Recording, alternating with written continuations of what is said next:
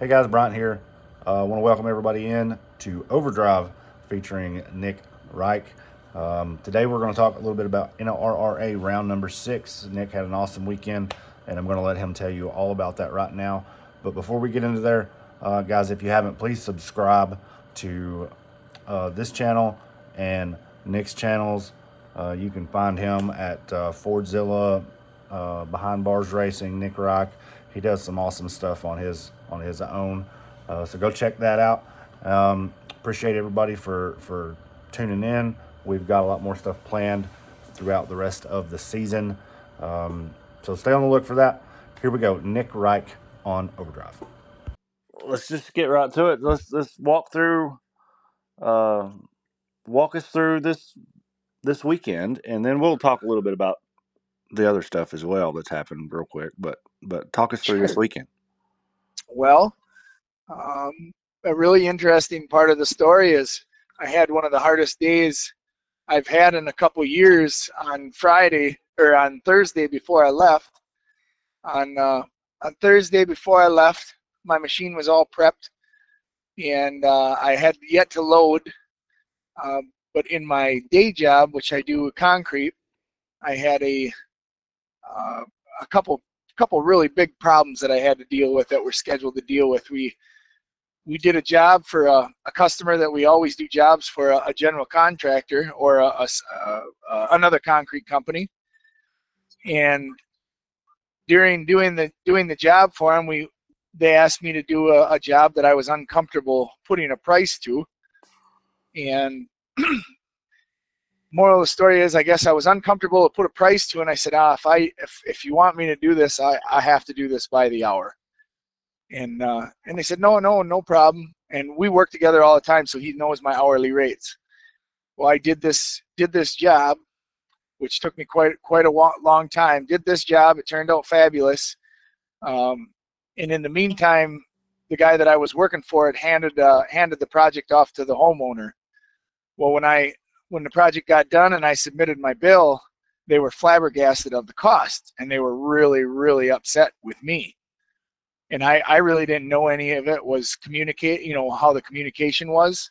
I just knew what I was hired with, and I made a problem for myself because I assumed that all the communication was done there, and it was not. Ooh.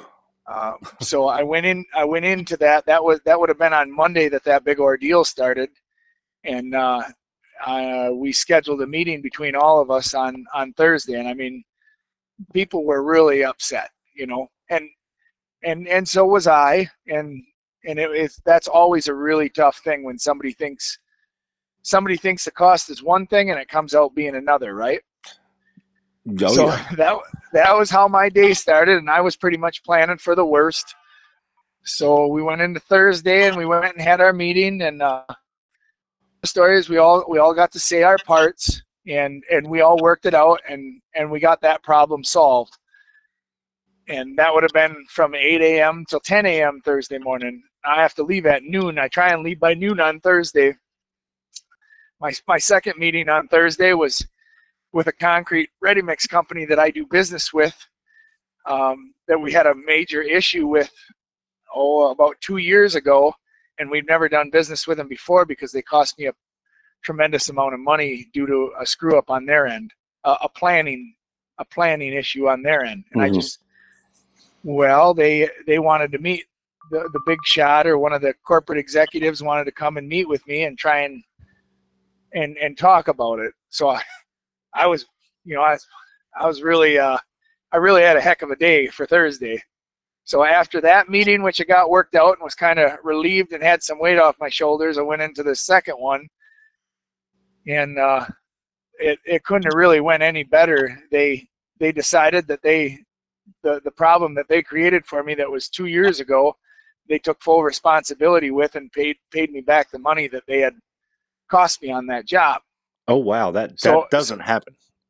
No, it really doesn't, and it really, everything turned out good, right? It really did, but the amount of mental stress that was from all the way from Monday that I carried till Thursday. When we got done with our meeting about 12:30, on Thursday. When we got done with that, I was just completely wiped out.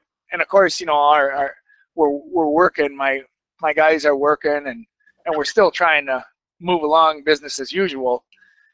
So then I really never had any thought. I completely had to rely on my wife and kids and my mechanic at my shop there, our shop mechanic Dennis, to make sure that I was in line, because I never had any thought of racing or how was everything go. I was worried about my business, Well, yeah.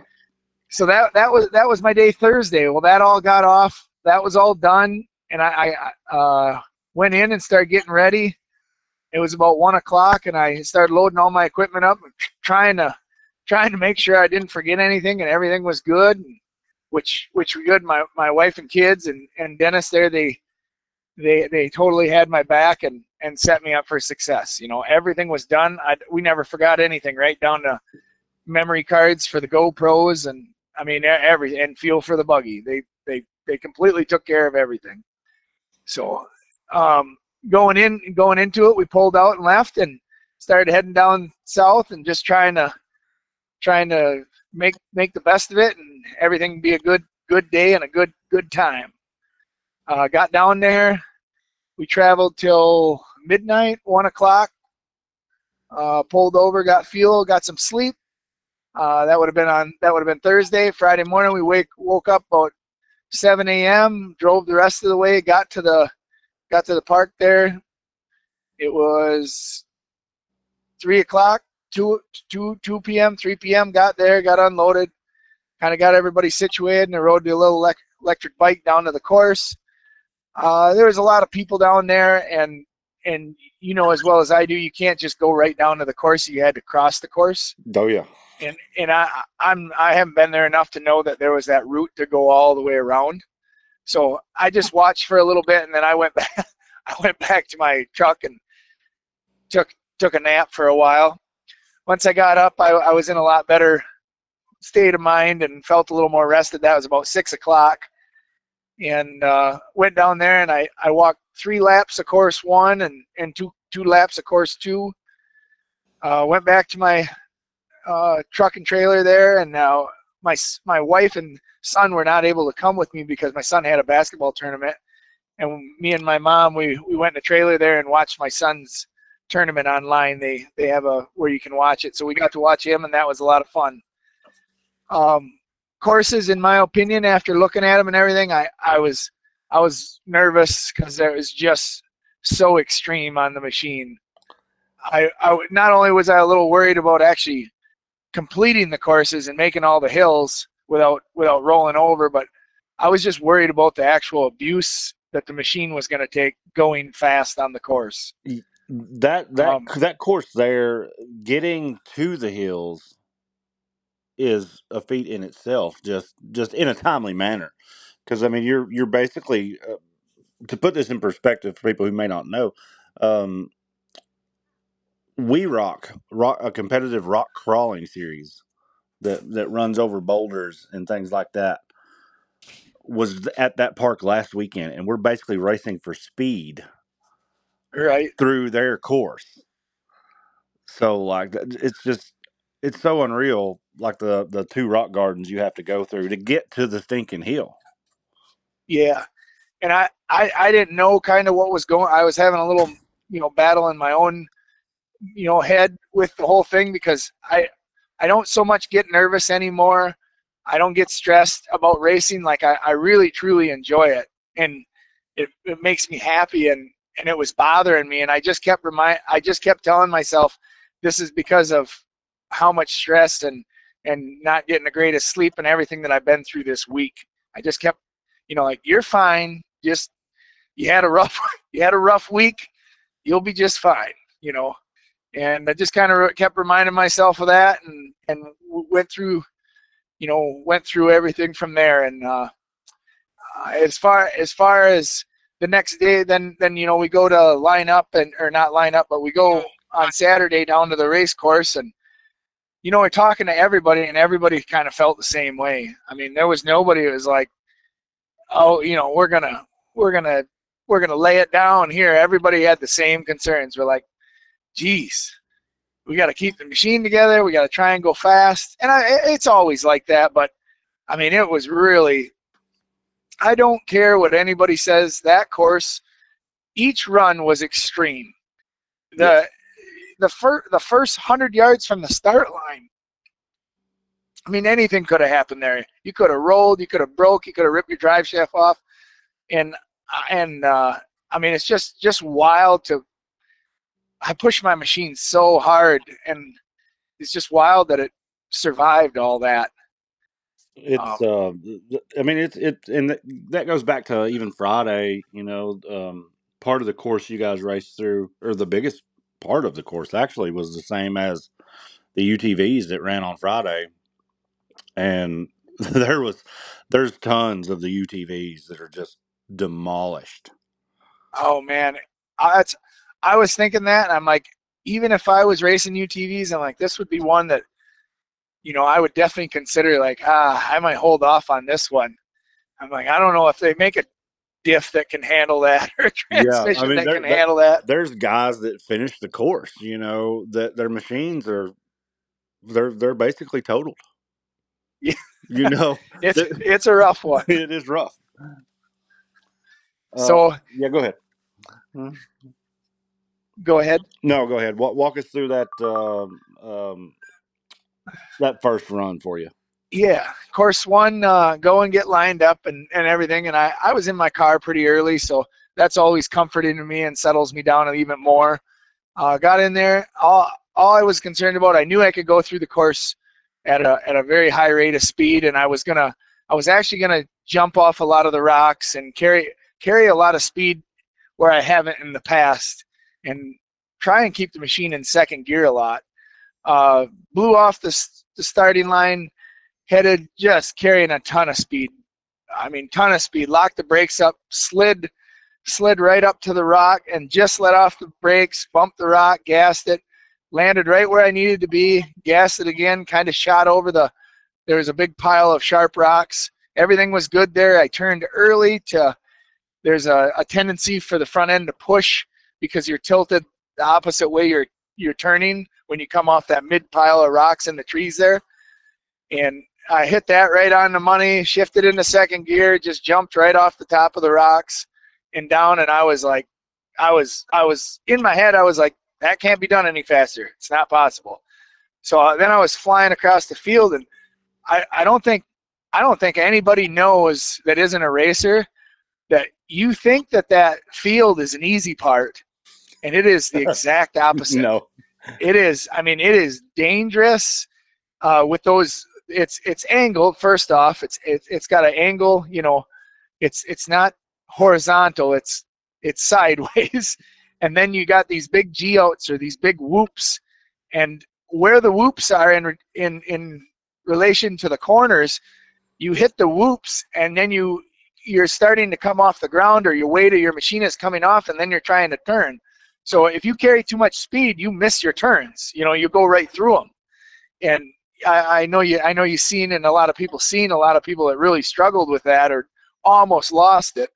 But I mean, it was right on the edge. You know, that's what we're all doing. We're trying to push as fast as we can. So little scares there going through that. Got up over the rock. I wanted to launch right and almost clip the right-hand flag. I failed at that. But I did land with my rear steer turned and just gassing it. So I made quick work of that corner.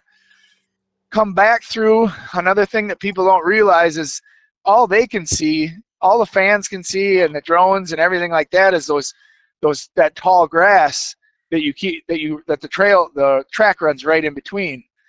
Well, unless you're a racer and you walk the course, you'd see that there's literally a rock on each side, just the width of your machine. Mm. And those rocks are angled enough where if you clip a rock, you would probably just blow a tire. But if you got in, I'd say 1.5 to 2 feet, you'd either rip a whole wheel off or cartwheel your machine. So it's very gamble. You're really gambling if you're gonna try and go through those at high speed. And you know, we checked up. We made it so we went through them as fast as we could without total destruction. got through there, and I did find out later on that I was the only one out of all the bouncer drivers that I went back the same way as I came, and I went up and over the rock instead of going around it. I went up and over the rock and went right in the identical spot back through that I came through in the tree section. And whatever, that was fine. Everything went good there. But as I was doing that, I blew a tire on that middle stack of rocks with the sharp edges. I blew a rear tire. Now, when I blew that, I didn't know. I knew something was wrong when I landed. When I jumped off the big rock, landed, and I gassed it, and the buggy just instantly went sideways. The back kicked right out on me. I thought, oh man, I must have popped the tire. And then as I was still going and kind of drifting around the corner where all the flags were and the production trailer was, headed towards the other side of the course, I could not keep the buggy going where I wanted it to. It was like I started thinking that the rear steer was turned a little bit, and I touched it both ways and it made no difference. And I was like, well, just keep going. And I was still carrying full race pace. After the first chunk of rocks kind of next to the finish line there, when you're going the opposite way, I hit those, and that's when I realized, I'm like, oh man, I might not even have a tire and rim back there. It might be completely gone. And I just kept, I'm like, nope, don't slow down. You're carrying a good amount of speed. There really, I don't feel like at that point I wasn't leaving anything. There was no time left on the table. It had to be the fastest run that you could be, And I mean, almost that moment that I thought, just keep going, keep carrying this pace. Don't just forget about that rear tire and rim that's gone. I hit a tree. And I hit that tree, and that's when I thought, okay, no reason to try and set a fast lap time anymore. That's gone. I'm like, now you just got to finish. Don't crash. So I went around the corner there to the first major hill climb, lined right up, hit my line perfectly, and I didn't launch as far up the hill as I thought I was gonna, but made the hill, dropped off the ledge coming down, and that I hit that line perfectly and went out through the finish line. Everything was good, and I was celebrating pretty hard in my own little world there. That first hill, of course, I was standing right at the very top, in between the up and the down, and what I noticed is there was only 5 of you that made the first hill, and the 5 guys that made the hill, when they hit the hill, I don't think your foot ever come off the accelerator. Yes, sir. The rest of the people who didn't make it were already out of the throttle before they ever got their front tires up on it, or as soon as they started going up it, were out of the throttle. Like, the only way to get up that is to be like committed, like 100% committed. And the guys that were really didn't have. I mean, you guys made it look pretty easy. Yeah, it's a skill, or it's a trust issue with your machine when you get to that point. And I remember the point in my rock bouncing area that I acquired that. It was actually at Blue Holler Finals a year ago. But when you run into a flat wall, you need the front tires to be driving. If you don't have the front tires driving when you run into any type of hard obstacle that's half the size or 3/4 the size or the entire size of your front tire, it gives it way more ability to stuff if you don't have the front tires driving to hit, pull up, and out of it. And that's just, I mean, there's people in our sport and past that have never acquired that. They've never got to that point that they could run into something on the throttle that hard. And there's always chance of catastrophic failure. Yes, but it's one way or the other. You know what I mean? Well, that's what I was talking to some guys about, and Mad Ram used to sell these stickers that said "always fully committed," and there's some times where that is, and this weekend was one of them. That's you got to be or you're setting yourself up for failure. And I don't know. You guys are crazy. That's the only thing I can say. Crazy. Something pretty cool about that hill that you're talking about on course one is all of us drivers spent a lot of time over there. You know, I don't know, the whole first half of the course one, I was over there watching with Daniel and Wade and Clint and Cooper and kind of everybody. You know, we really got to study it and watch everybody climb it. And the coolest part that I can tell you about that whole deal is everybody had their own idea. Yes. Like I wanted to go off the far right side, but I'm so scared to give anybody advice or tell anybody, you know, like, hey, this is what I'm going to try, because sometimes I change my mind right at the last minute. Like I come around the corner and I'm literally pointed a completely different direction, and I'm like, well, I'm not going to slow down or stop to go back to plan A, you know. So I try not to get too carried away, but I wanted to go far right the whole time because I seen like this nice strip that was like a foot wide, and if I carried enough speed, it would just lift the front end and I would just jump right up it. And everybody else was trying to go left, and I was like, man, I don't see how you're going to do that without running into that wall. There was a protruding piece of rock, but I mean, there was a couple guys that made it that way too. So it was really cool to see. It was cool to see, like, Gold Rush kind of went Gold Rush, and even Stand Back, like they literally went. At the time they went, that hill was, I feel like, the hardest, and where they hit, in my opinion, was probably one of the hardest areas to climb it at. And I mean, they went through it. I mean, they made it through it, but when they did make it, they were on the gas. Oh, you know, absolutely, yeah. And went through it. Daniel's approach, I thought, was really unique, and I didn't get to see Wade's, but I was told Wade's was very similar. But Daniel actually cut up to it and then turned to the right, so his left tire hit off the rock wall and popped the front end up and carried it over the ledge. I thought that was pretty cool. After seeing the video, I was like, man, that was a pretty neat idea how that was done. And then I guess Wade's was like a combination kind of of Daniel's, and he just kind of put that big G-outer hole right in between his buggy, and gambled that it wouldn't catch the front axle, which it not only didn't, but it worked great. Yeah, it was definitely there was a lot of different opinions and a lot of different ideas on that. And I mean, I knew that hill was going to be rough, but I didn't suspect it being as bad as it was, I guess. I was really interested to see the UTVs go up it, and none of them even made it over there.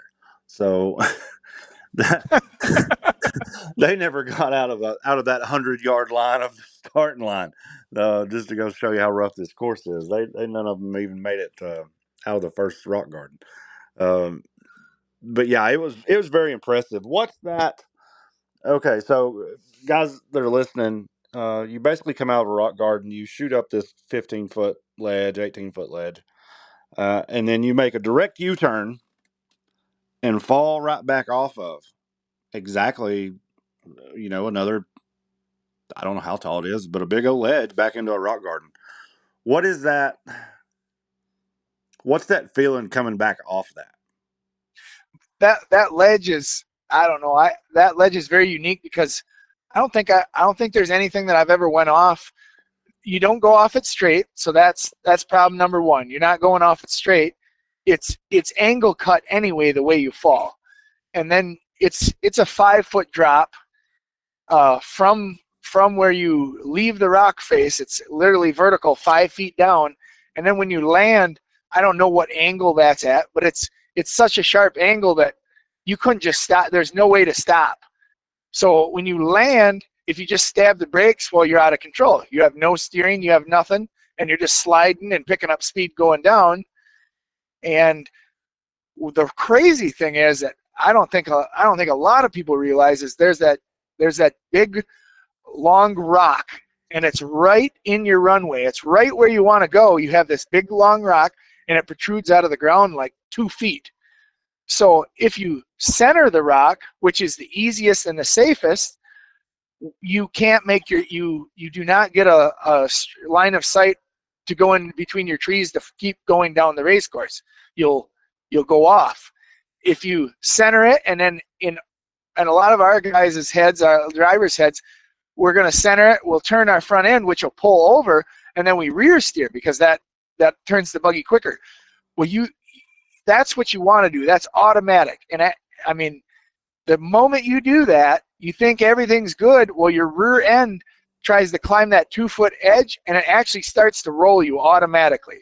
And it's just as simple as there's no other way that it could happen. It literally puts you in a roll when you turn your rear steer, and that it brings the high point of your rear end right up, and you're already at such a steep angle. I mean, you're going into a roll. So then you got to drive out of it or try and save it. Remember Timmy last year? Yes. And I mean, that's the crazy thing about that. Or you just choose not to go for your race course line of sight in between the trees, and you just worry about getting down, then backing up and going down your race course. So those are basically options. It was very unique. I wanted to go for it. I actually did a little bit of more riskier. I was going to go as far right as I possibly could.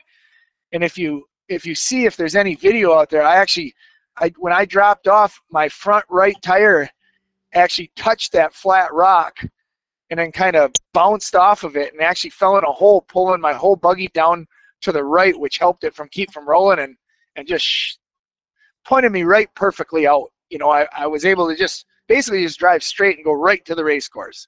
So that was, I don't know, there's a little bit of luck and some good skill there that it just all worked. You know, it all worked together to work out. Yeah, and then from there it's pretty well straight out back out to the. Usually we have a high speed finish, but they where they place the finish line, it's pretty. Once you get off that ledge, you're all but there. Yes, sir. So that's run. Where did you, as far as time wise, do you remember where you was on? Yep. I was exactly 10 seconds behind Wade. So Wade was 99 seconds, and I was like 109. Well, that's. And then the next one was Daniel. I think he was like 126 or one. There was a good gap between everybody. Normally we're all close, but there was a real good gap between everybody. That's pretty good considering you smacked a tree and went plumb sideways at the bottom of the hill. So let's go to now the first run. You got to see, like you said, several people go, so you could kind of. I mean, you still have to make your own mind up, obviously, but you could kind of see some things that maybe were working, weren't working. Second run, you didn't have that luxury. You had to go right. early. So what's your mindset going into that? Knowing I think you were second up the hill. Yes, sir. So I guess the big thing was I when I got done with course one, I figured out what was on, and I didn't rip my rear tire and rim off. It was just a flat tire, and it was just pushing it everywhere. So I went and got another tire. One of the fans gave me a ride up. We got to my spare tire, got it on, and one of the things that I was struggling with is the high speed. High speed is my buggy was kind of like bouncing, and because I was running such high air pressure, because I was trying to make it through the course without losing tires. Yeah. So I thought it was smart that I should run a little bit less air pressure, and I'd get a little bit more speed.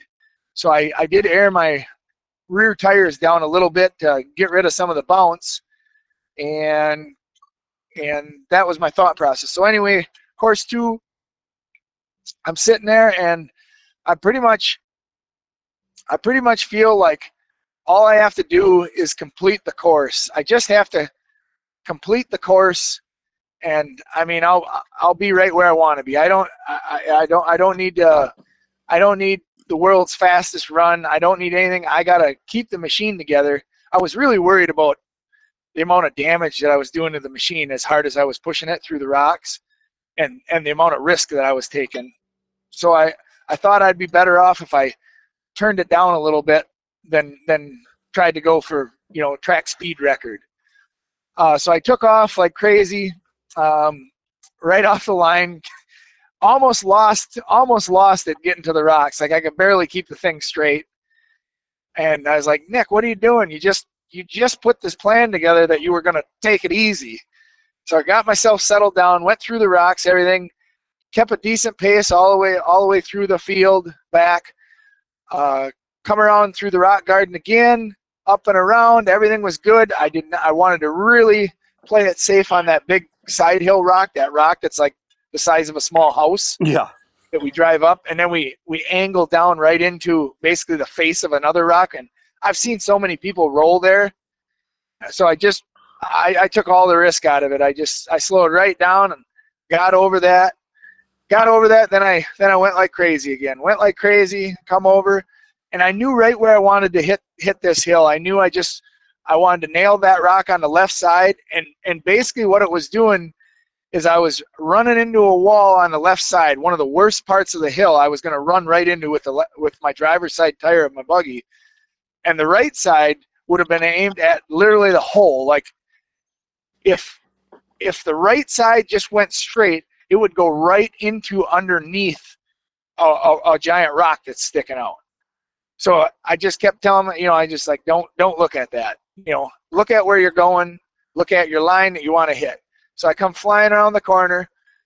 I gassed it, and as soon as I gassed it, the buggy started twisting. It broke traction and started twisting, and I had to let off for a split second to try and hit my line, and I couldn't correct enough, and I could not let off anymore. I had to gas it at that point, so I had the wheel speed like we talked about earlier when the front end hit that rock, and it hit that rock, and it just sent me. I just went because I was almost 2 feet off from my line, and I ran right into a wall that was probably 3 feet tall, flat wall that I ran right into with my left side, and it just sent me straight up. And man, I watched the video, and it is not anywhere near as extreme as what it felt like in the buggy. Like it was all in slow motion, and I was just looking at the sky. I can't wait for you guys to see the in-cab footage of it. But it just went up, and I was just looking at the sky, and in my head I was like, oh man, I hope I don't get hurt. Like I am way up there. And it was just floating. Pretty extreme. Yeah. It reminded me of that Ricky Bobby or whatever, where he's like, this is not good. Yeah. This, floating through the air. Yeah. And I'm just looking straight up, and then all of a sudden I start seeing the tops of trees, and then down I'm like, oh hey, we're just pointed straight back down, gas it and drive down. And I was like, oh man. I whipped around at the bottom, and I just got like a huge adrenaline rush, overwhelming, and all like the racing went away, and I was just having fun then. And I was so jacked up. I put my hands up, and I was like, oh, I'm Bobby Tanner. I'm going up this hill no matter what. This machine is going up this hill. And I really thought I was like, in my head, I had built it up, and I had so much adrenaline in me. Like I thought maybe I'd hit that house up there. I was going to go so fast. I was going to be flying through the air. I just knew I was going up the hill. But in reality, it was nowhere near that, But I hammered on it. I revved the thing, just pinned it, and I neutral dropped it to first, and instantly hit second, and just ran right up into it. And I hit my line, where the one I wanted to hit the first time, and hit it right dead center. And the buggy just flew through the air like perfect. Just flew perfect, landed up there, and I was like surprised. And it took me just a moment to rear steer the correct direction and get going back to racing. And then I was like, oh man, we're doing good. Turned off the cliff and dropped down, and I was in automatic mode, of course, because of all the adrenaline, and I did exactly what I should not have done, is I rear steered like I was going to turn to go through those trees, and of course my rear end picked right up. It drove right up on that rock and started tilting me to flip over. And to turn left and tap the gas to drop it down, then put it in reverse, back up and take off. And that was the end of the, I was pretty excited. Yeah. Yeah, I think. Are you still there? Hello. Oh, there you are. Okay. Yeah, you dropped out for just a second. Okay. But yeah, no. When you come down, like the crowd was screaming. Everybody was so ecstatic that you'd made it up that hill, and then you come down, and we could all see it start to tilt up, and we're like, "Oh Yeah. no, he has made it up this hill, and he's going to roll it right there." And then it set down, and there was just like a big sigh of relief went through the entire little bowl there, where everybody was, and it was pretty cool, dude. It was there was some pretty spectacular crashes at that hill throughout the rest of the day, but Yeah. yours and the recovery, and then the where I was standing, I couldn't see when you backed up to get your second run at the hill. I couldn't actually see your buggy. There was Oh, okay. there was a tree in the way, and so I was watching some videos on the old YouTube just this morning, and I could see where you put your hands out the buggy to get pumped up, and I was like, oh yes, that's why everybody was like going crazy when you actually made it. Like it's Oh, it's yeah. it's so cool when some guys play to the crowd. It makes it so much more fun when everybody is having fun. Yeah. It's to me that literally is the ultimate right there. When like you have no choice. Like all you have to do is put everything you got into it and just hope it works out. I mean that's just to me that is the ultimate. That's the ultimate high. That's the ultimate just that like you're putting everything in God's hands and just hope it works out. The And the line as you the line you took is we were up there discussing it, and it was very similar to what the line was from last year from the guys who made that hill. The difference was the ramp up at the bottom didn't seem like it was as didn't have as much ramp to it as it did oh last okay. year. So we were all looking at it like that's the line. If anybody's coming up it, that's the way they're going to have to go up it. But is there enough lip there to do what you were trying to do? And that's after you made it. We thought maybe there would be a couple more guys, but nobody else hit it. I don't think with the same speed, or they were either missing the speed or missing the angle just a little bit. Like that had to be perfect. Yep. I mean, The biggest thing that I realized out of it is my feeling of it, the amount, how hard I hit that and the speed I hit that in. I mean, yes, I was all adrenaline pumping and all jacked up from it, but I really truly thought I was worried about hitting that house up top. That's how you know what I mean? yeah, And that hill, that impact and everything that drains so much momentum, so much. And I was watching the videos. I can't even really tell, but I just know that how hard I hit that should have went. I should have went way farther. I should have. I was concerned about floating through the air and completely landing on my top or landing on my side or anything.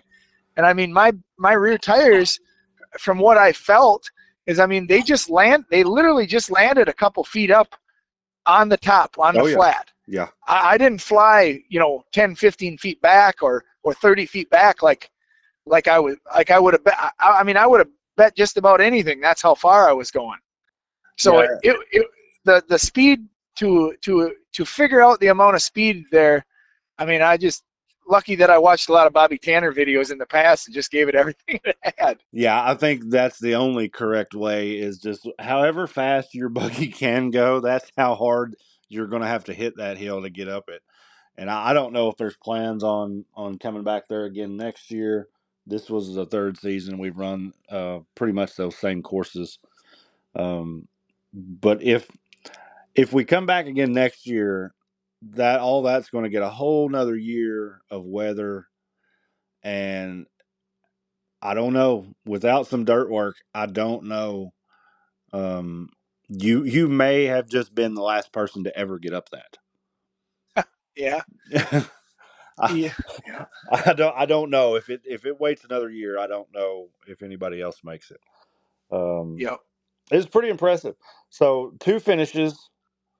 Um, that takes you from, I think were you in second or third before this event? Third place. That's what I was thinking. You were in third. That jumps you to the lead in the points season. Yeah, for after race 6, we got 4 more to go. What's what's the mindset now for the rest of the season? Oh, nothing's really changed. I mean, I'm always trying to go as fast as I can, and I mean, I just want to keep going fast and try and do good, and hopefully the buggy doesn't break. And we have the same stuff that we do every time. We have our our big checklist of things that we do, and we're working on it. I mean, I haven't seen any major damage on the machine. I looked it over. I did not even break my knuckle bolts, which are designed to break with hard hits. And I mean, those are good. So I just want to keep doing what I'm doing. There's no guarantee that I'm gonna win every race, or there's no guarantee that I'm gonna be the fastest guy or anything like that. But I'm just gonna keep trying. I'm gonna keep trying to go as fast as I can, and that's it. Well, it's worked for you so far. So don't change anything or any approach, because I have seen guys who get in the lead and they're like, okay, now I'm in the lead. Now I've got to be a little conservative to try and keep that lead. And going back to what I was talking about, like on hill 1, if you weren't fully committed, you weren't making that. And if you take a second throughout the rest of the season and go, well, I need to back off here because I've got a good lead or something, that's when stupid mistakes happen. I Yep. feel like when you take yourself out of your game, that's when um, unexpected things happen, or you'll roll over on something you shouldn't roll over on, or you'll get bellied on something you shouldn't get bellied on because you wasn't going fast enough, or um, that's when things creep up. Um, but let me ask you: is that your? I tried to go back and look, but I cannot remember, and I went back as much as time allowed me. Is that the first National Rock first place finish or not? Actually, no. I well, well, I tied for first place with Cooper at Hawk Pride last year, and they had to revert back to times of what is it, previous races or something. Yeah, that's And so then when you tie so I ended up those, with second. I yeah. ended up with second. So I think so. I think that is my first. I was thinking it was. So that's I mean that's I'd hard to I'd do. I'd, ha- I'd have to look. I'd really have to look. I was thinking it was. I couldn't remember a race. I was You're making. I guess that's really weird. I just don't. I just.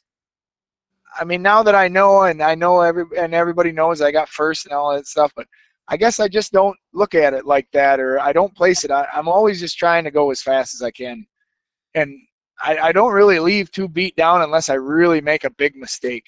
You know what I mean? Or I'm really upset with myself. well, no, that's it. I mean, Um, when you come do this stuff, if you get 2 solid finishes, I mean that's a victory in itself. But the trophy with the 1 on it and the paycheck is a whole lot better. oh yeah, if if yeah. you are lucky enough to get there. So regardless, congratulations on the victory, and Oh, thank you. I appreciate it. you've been on a heater the last 6 or 8 weeks, um, with winning the Outlaw Championship, the Outlaw race. Look like you've had some success at some of your local races. Um, dude, you've raced about every weekend, haven't you? Uh, honestly, yeah, it's been a lot. It's been a lot lately. I am looking forward to this month break. I'm really looking forward to that. Just taking some time and cleaning everything up, getting the buggy in really mint shape again. Not that it's not in good condition, but like cosmetically, I'd like to pull the wrap off, and the wrap's just shredded. It's like you've been shooting it with a sandblaster. Well, yeah. And just get everything nice and kind of all loaded up and ready. And there's that feeling of just having your work done, and like the buggy's loaded in the trailer, everything's loaded, fuel, and it's all done and ready to go. And all you got to do is go out there and hit the key and drive to the race. I really like that feeling. I mean, we're getting better at that when it's one race after another, but it's always something. Anybody that races knows there's always something. You're like, oh, we should probably do this, and you know what I mean? And you push a little bit harder, stay up a little bit later, trying to make that. And as much as that adds to the fun and excitement, it also adds to the stress and the hardship of it as well. So that I am looking forward to that little bit of relief. It's kind of constant ups and downs, and this will be a nice change to have this little bit of break, between the races. Yeah, it's always a welcomes. We hit the spring and the fall so hard. This summer stretch is always a good break. Time to regroup, rebuild, repair, get everything ready for the fall run, because once we start back in August, it's not as rough as the spring, because Outlaw is done for the season, so you don't have to worry about that. Um, but it is still it's a race every 2 or 3 weeks, and doing what we do, that's enough, I feel like. Oh yeah. So let's get together, dude, in a week or two, and we'll sit down and revisit um, all of those other races, your club races, and we'll talk some more in depth about the outlaw stuff, and get that out for everybody. Congratulations on the win this weekend. Congratulations on the outlaw win and the championship. And we'll get together in a week or so and do a proper show and get some more in detail about some of that other stuff, and then check in, see how the buggy's going. All right. Thank you, sir. I appreciate it. Right on, man. Guys, that's Nick. This is Overdrive, and we'll see you guys in a few weeks. Bye. You bet. Bye-bye.